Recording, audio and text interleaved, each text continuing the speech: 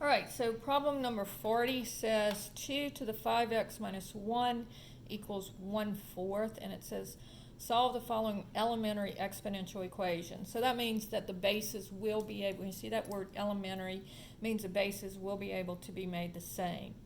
Now, I'm going to go ahead and do this on a different sheet of paper.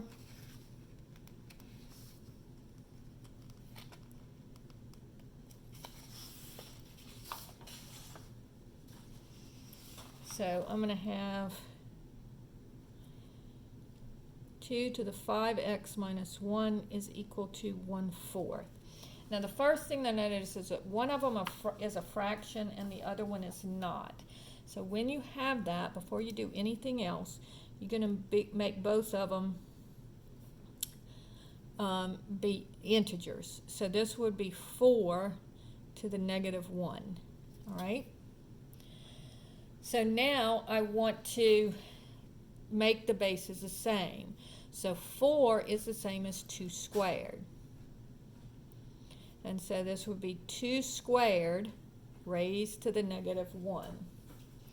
And then I can multiply my exponents, and I get 2 to the 5x minus 1 is equal to 2 to the negative 2. Now once the bases are the same, and they're equal to each other, then that means that the exponents must be equal as well. So I can scratch my bases and just make 5x minus 1 equal negative 2. So then I'm going to add 1, and I get 5x is equal to negative 1, and divide by 5. And I get x is equal to negative 1/5. All right?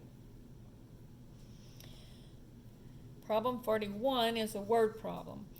It says Martha invests $7,600 in a new savings account which earns 5.5% annual interest, compounded quarterly.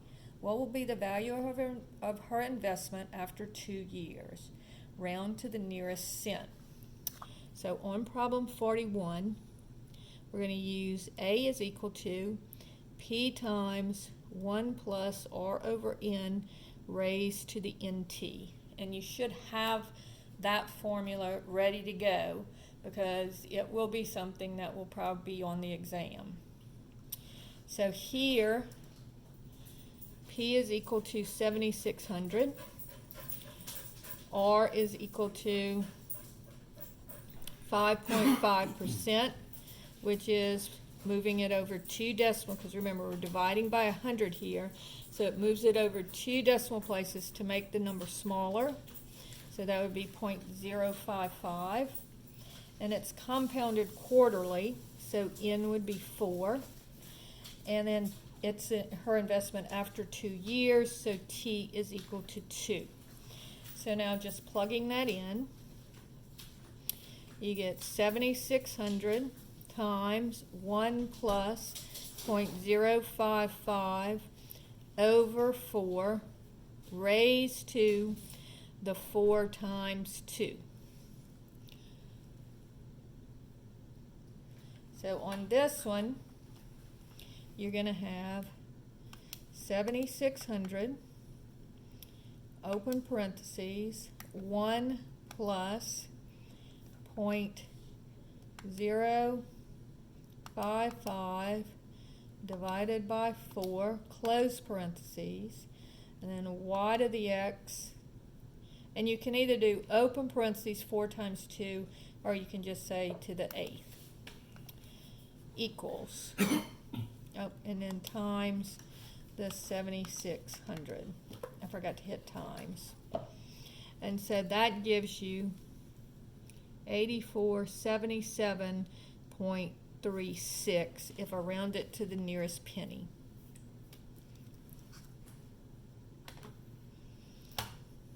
Okay? Problem number 42 says, evaluate the following logarithmic expressions without using a calculator. So this is log to the base 10. So this, if I write it in exponential form, remember if it doesn't have a base, it's understood to be 10 if it's just plain log, L-O-G. So this says 10 to what power is equal to 10? So that would be 10 to the first power. So here x is 1. So this is equal to 1. All right? This one, same thing. I just make it into a log equation, make it equal to x, and then you're going to write it in exponential form. So it would be 1/8 raised to the x is equal to 64. And so now, again, you have one that is a fraction and one that's not, so let's make them both not a fraction. So this would be 8 to the negative 1 raised to the x is equal to 64. And then I'm going to multiply my exponents here, and notice that 64 is 8 squared. So my bases can be the same if I make it 8. Now I could make it 2, but it's easier if I just leave it as 8. So this would be 8 to the negative x is equal to 8 squared. So therefore, negative x equals 2, because once my bases are the same, I can scratch them, and I just make my exponents equal.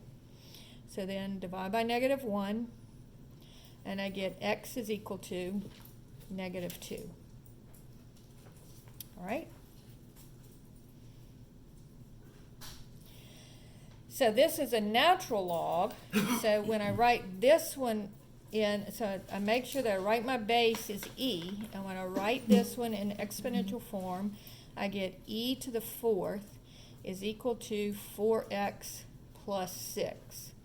Then I'm going to subtract the 6 from both sides. I get e to the 4th minus 6 equals 4x, and then divide both sides by 4. So x would be equal to e to the 4th minus 6 over 4. So now I'll take my calculator, and then I go e to the 4th minus 6 equals, or I can put this in parentheses, either way, and then divided by 4 equals 12 point, and they said to 2 decimal places, so that would round this, the 4 would become a 5, because the 9 is 5 or bigger. And so 12.5 is your final answer.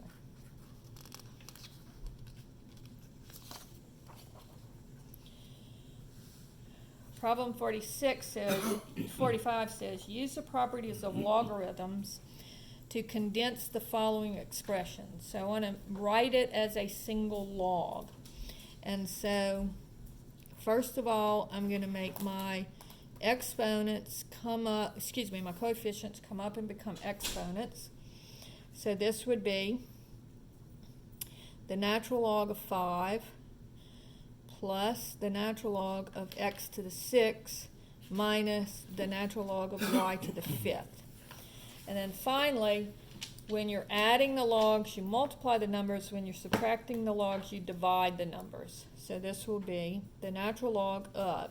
So anything positive is going to go in the numerator. Anything negative will go in the denominator. So in the numerator, 5 is positive, so it goes in the numerator. And the x to the 6 is positive. It goes in the numerator.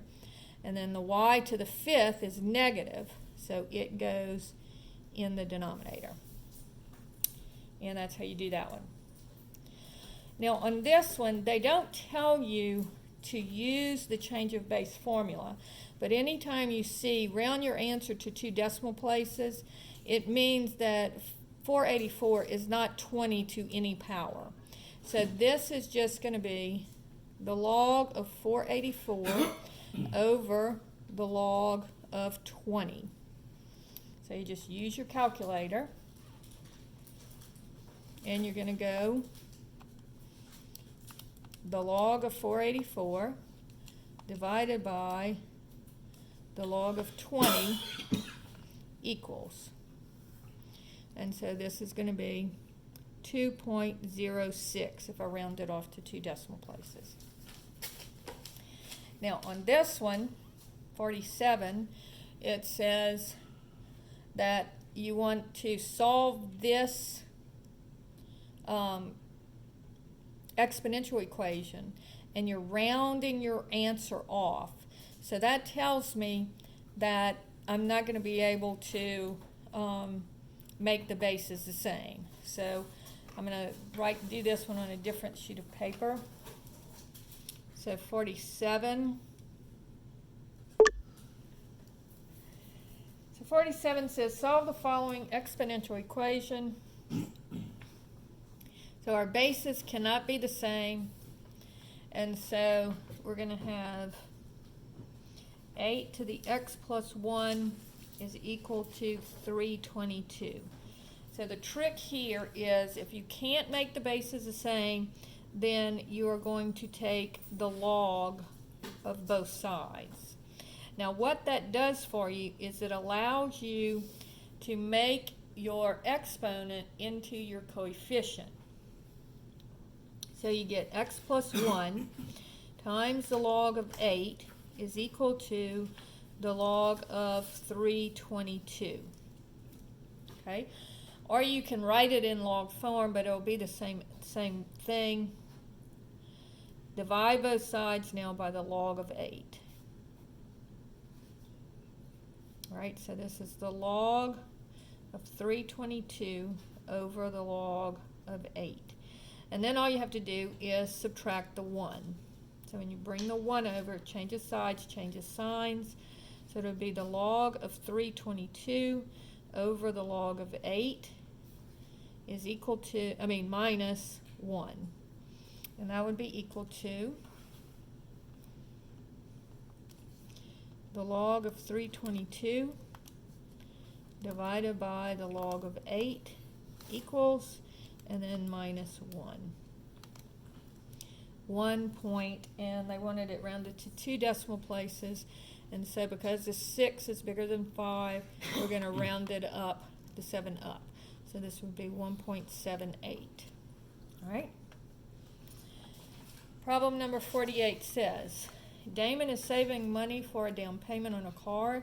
He currently has $44.30. He knows he can get a loan at a lower interest rate if he can put down $53.39. If he invests the $44.30 in an account that earns 5.2% annually, compounded monthly, how long will it take Damon to accumulate the money that he needs? Round your answer to 2 decimal places if necessary. And so here, we're going to use A is equal to P times 1 plus R over N raised to the NT. So he's putting in, the principal is $44.30. He wants to get out $53.39. The interest rate is 5.2%. And again, writing that as a decimal, move it over 2 decimal places to make the number smaller. And then it's compounded monthly, so that means N is equal to 12, right? So this gives me $53.39 is equal to $44.30, so just plugging in the numbers into the formula. 1 plus R over N raised to the NT. All right, so now I'm going to divide both sides by $44.30. And so I'll get $53.39 divided by $44.30 equals, and I'm going to go ahead and do a number of decimal places here. So 1.20519 is equal to, and then I'll do what's in the parentheses here. Okay, 1 plus 0.052 divided by 12 equals 1.00433 raised to the 12t. Now again, just like up here, my variable is in my exponent. I cannot make the bases the same here, so I have to take the log of both sides. when I do that, then my exponent can come down and become my coefficient. So I get the log of 1.21519 is equal to 12t times the log of 1.00433. Now, the t is now multiplied by the 12 and by this log. Now, these two logs are just a number. So I'm going to divide by the 12 and by the log of 1.00433 on both sides.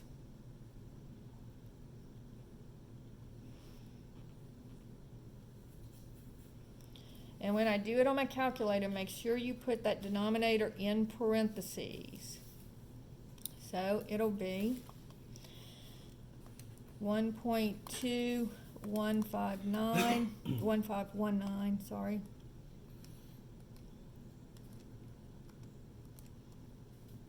Log divided by 12 divided by 1.00433 log equals 3.76, if I round it off to 2 decimal places, 3.76 years would be how long I would need to leave that money in the account. Okay? So now problem number 49 is very similar to this one. And it says, Albert is saving up money for a down payment on a house. He currently has $41.65. He knows he can get a loan at a lower interest rate if he can put down $5,008. If he invests the $41.65 in an account that earns 3.9% annually, compounded continuously, how long will it take Albert to accumulate the $5,008? All right. Now this one is compounded continuously, so there's no end. So here we have to use A is equal to P e to the RT. So anytime you see continuous, you always use the PERT formula if it's compounded continuously. So here the principal is going to be $41.65. The amount he wants to get out is $5,008. And the interest rate is 3.9%, which is 0.039. Okay, so this would be 5,008 is equal to 41.65 e to the 0.039t. Right? And so now, first I've got to isolate this exponential function. And so I'm going to divide both sides by 41.65. And I get 5,008 divided by 41.65 equals, and again put down a lot of numbers here, 4, and that'll be enough because the next two are zeros, is equal to e to the 0.039t. And now since this is e, I'm going to take the natural log of both sides, and then this can come down, and I get the natural log of 1.2024 equals 0.39t times the natural log of e. And remember, the natural log of e is equal to 1. So now all I have to do is divide by 0.039, and I get t is equal to,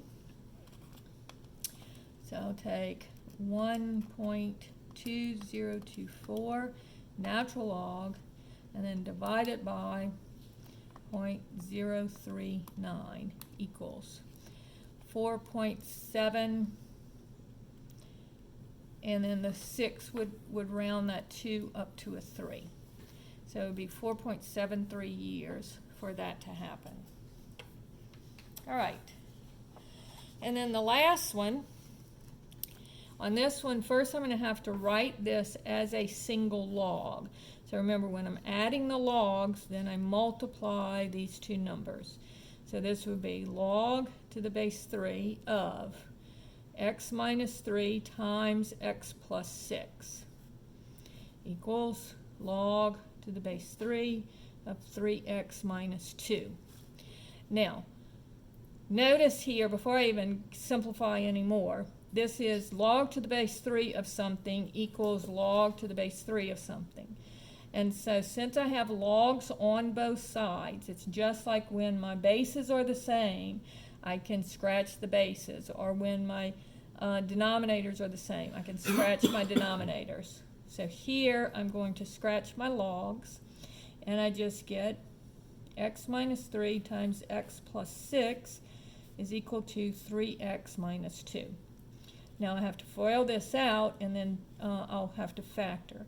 So that would be x squared plus 6x minus 3x minus 18.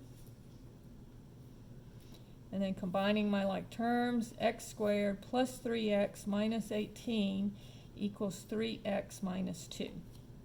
So subtract the 3x and add the 2. Then I get x squared plus 16, minus 16 equals 0. So this is a difference of two squares, so I can factor that into x plus 4 times x minus 4. So I get if x plus 4 equals 0, x will equal negative 4. Subtracting the 4 from both sides, if x minus 4 equals 0, add the 4 to both sides and you get x equals 4. Now, remember, you cannot take the log of a negative number. So if I plug in the negative 4, that won't work. But if I plug in the 4, I get 1 here, I get 10 here, and I would get 10 here. And so x equals 4 is my only good answer. Right? So that finishes up the practice exam. If you have any questions, please email me, and good luck on the final.